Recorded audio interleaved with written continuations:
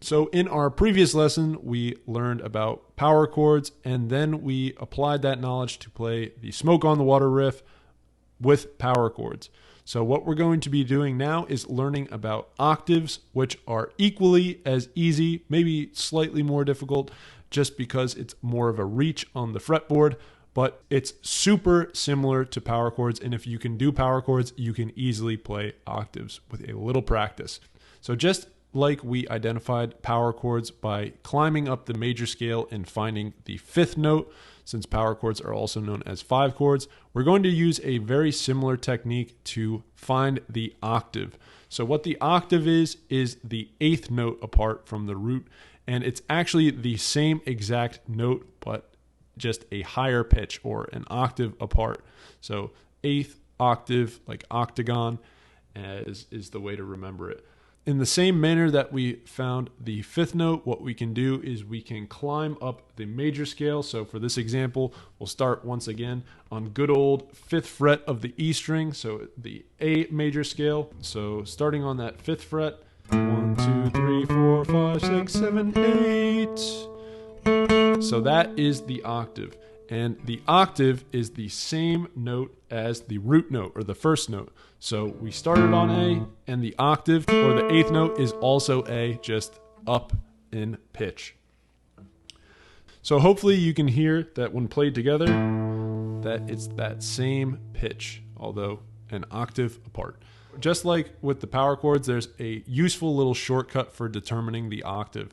While for the power chords, what we did is we placed our finger on the lowest string, and then we jumped down a string and then went up 2 frets to find the power chord. So first and fifth. For the octave, what you want to do is, instead of just jumping down 1 string, you're going to jump down 2 strings and then up 2 frets as well. So, or another way you can remember it is just you make the power chord and then you just jump your finger down 1 more string. So the power chord, take that fifth note of the power chord and just jump it down 1 string onto the same fret, and then that's the octave. You can play it like so, with the index finger fretting the top string and the ring finger fretting the octave. However, what I like to do is I like to play it with my pinky instead. However, sometimes I'll do it like this, but more often than not, I'll use my pinky, because then what you can do is you can make a thicker power chord by keeping that power chord shape and adding your pinky. So this is still a power chord. This is the power chord we learned before, but by adding your pinky, you're adding that octave note, and it just makes it even more full than the original power chord. So it's a good technique to learn just these kind of thickened power chords, which have 2 of the root note and then the fifth. A little bonus tip for you. But as I mentioned, you can play it this way as well.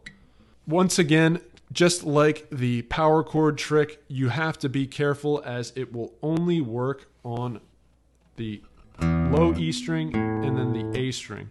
Since the B string tuning is spaced differently than all the other strings, that pesky B string, back at it again, you have to remember that once you get down to the D string and want to form the octave, instead of going down 2 strings and up 2 frets, you have to actually go up 3 frets. So this is another reason that it's advantageous to use your pinky, as making that stretch with your ring finger is pretty difficult, and especially if you have smaller hands, making that stretch is difficult. So playing it with your pinky will make it a lot easier. Just like if you start on the D string to play the octave, if you start on the G string, it's also, again, that same shape, where instead of down 2 strings and up 2 frets, it's down 2 strings and up 3 frets. So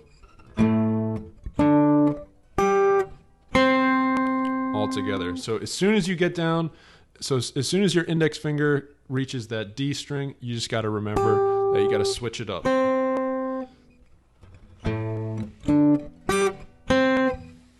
Anyways, that's pretty much it for learning octaves. Make sure you study this one thoroughly because just like power chords, although they are extremely simple, they are an extremely useful and powerful tool to have in your arsenal and will make learning more advanced things down the road just that much more easy and straightforward. And also, you can play pretty much any song just by converting the regular chords into power chords or just octave chords, I guess you can say.